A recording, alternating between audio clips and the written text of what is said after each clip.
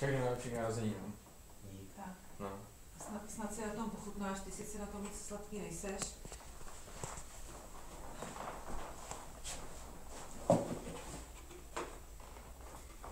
Jo, tady tomu chutná, že jo? Já myslím, ty ti chutnáš, že jo? Jo. No, Tak se lepší. podíváme, co tam má dobrýho. Lepší než... No jo, to bude teda. Tak Jakube, všechno nejlepší k tvým 18. narozeninám. Hlavně zdraví, štěstí, trochu té moudrosti, ano, abys mě neprudil tak jako ráno, abys neměl takový hloupý nápady, aby si konečně se choval jako dospělý. A aby se ti splnilo, co si v životě přeješ. Tak a tady máš od nás, od všech. Děkuju.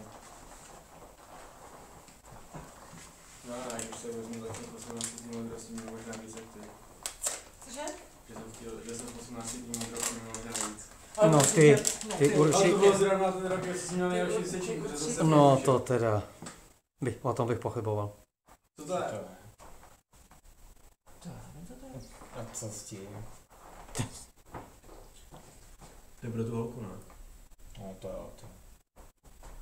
Proč by asi dostával pro holku něco No, proč bych ke svým dostával narozeninám? k 18 nám něco pro holku? A kde je míč? Jaký míč? Míč máš tady? Proč míč? Tak na tom jsem měl být míč, ne? Ale nebuď neskromný, jo. Jo, v pohodě. No v pohodě.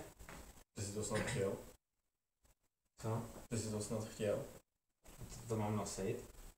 Proč ne? Když jsem tě kolikrát viděla, jak máš to k 18. narozeninám, Nerozbij ten zámek hlavně, jo. tak si to... Tak máma ti to třeba, no. Hlavně nesmíš dělat kraviny s Honzou, aby ti to neroztrh, že jo? Nebo někdo. Není to věc, My se nebereme. která ztrácí na Ani hodnotě. nepošuchujeme, že jo? Jako některý To se nosí dozadu. s tím hrajou, že jo? No s tím nemůže hrát.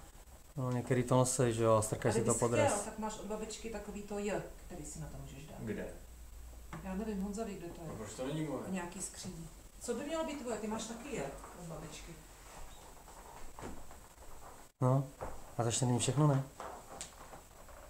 Co? To ještě není snad všechno, ne? Ty myslíš tu obálku? Já myslím tu obálku, no.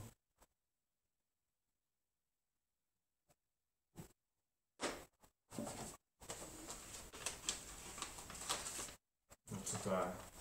No to je na to, aby si Jsem si, taky dostal. aby si Honza- si koupil, Honza dostal taky. aby si si za koupil to k narozeninám, co budeš chtít. co chceš. Já jsem si koupil za 4 000 oblečení a za zbytek si nedal za dovolenou. Ano. Můžeš to investovat do čeho chceš. Tak tam už vím, co si koupil. My jsme s mámou třeba mluvili o tom, že Honza dostal drahej, ano, že s tím se vůbec nepočítalo, takže ty, když budeš chtít, můžeš si ho koupit taky. Nebo si můžeš koupit jakýkoliv, nebo si můžeš, cokoliv si můžeš za to koupit. Proč si koupil ten můj? Kde jsou takový ty věci, vy víte, kde to je?